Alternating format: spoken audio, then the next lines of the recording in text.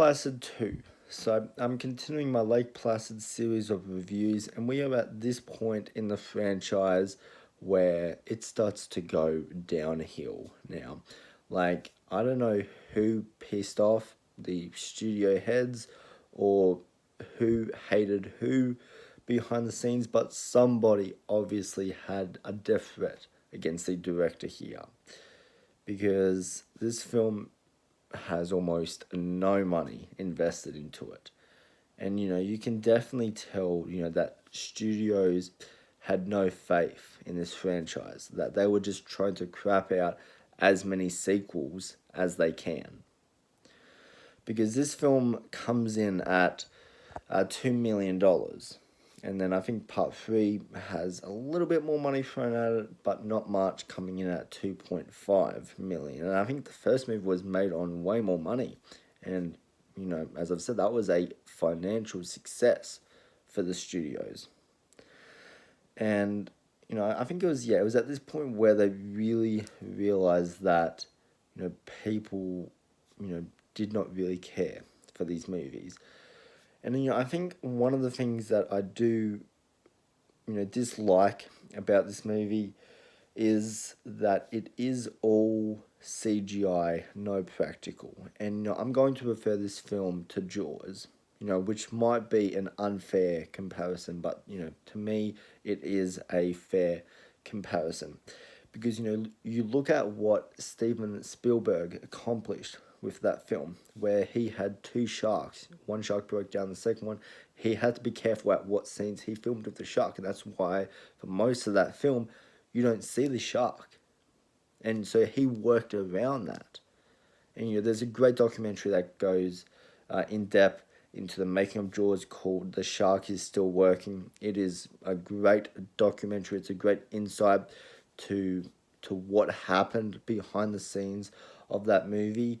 And yeah, you look at how iconic that film is, and even watching it, in 2023, the shark and that movie still holds up superbly today, superbly.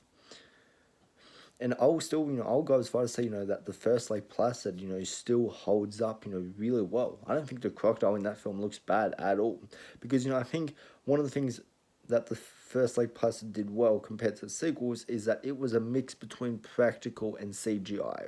And I think if you combine those two together, I think, sometimes it can look really shit, but I think Lake Placid managed to pull that off.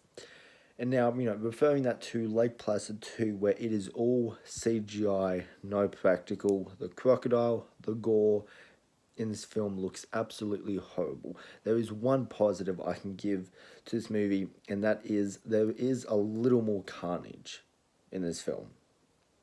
There's definitely a lot more bodies dropping. There's definitely some more blood squirts going on in the film, and all of the kills in this film are pretty fucking hilarious if you ask me.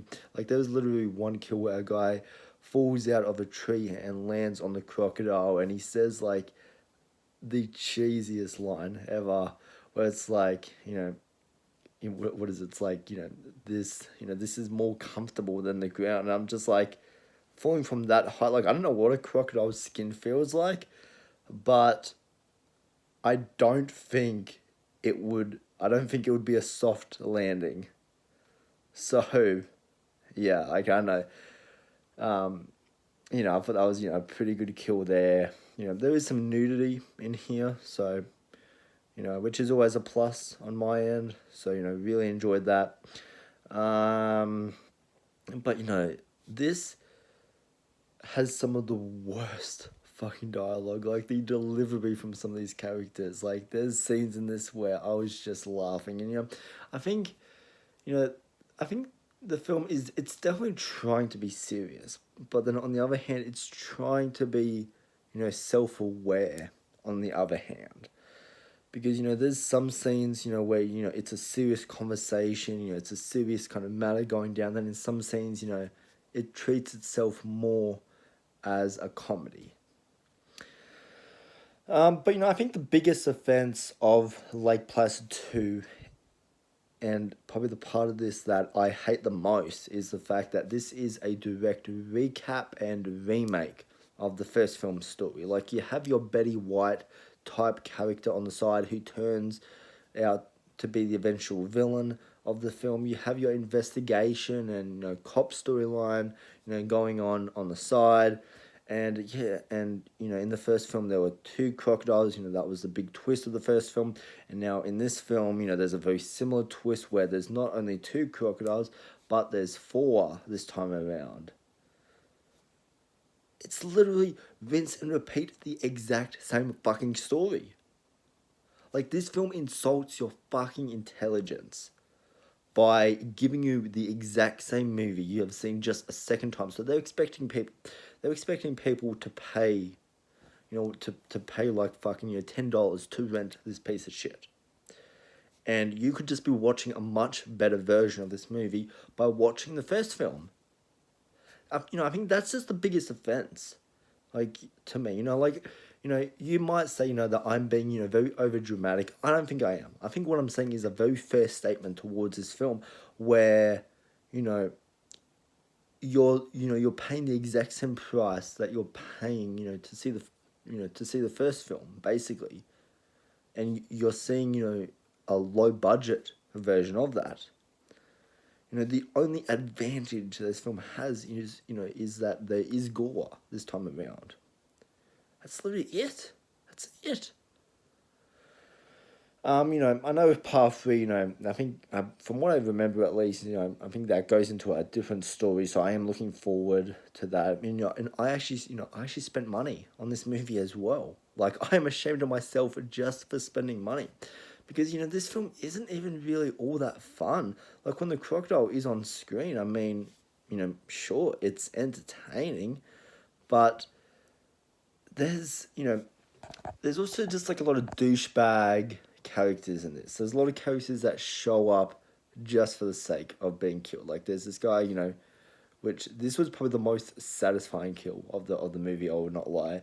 For me, is where this guy, he's like, he's throwing the crocodile's, eggs around, and then the crocodile comes up behind him, and he's all like, like, oh, there's no crocodile behind me and all that, and then and then he eventually turns around and it's like, like, oh shit. It's just like, I don't know, to me that was just like the funniest fucking scene. And this film just, yeah, I don't know, this film just, this is a funny movie, honestly.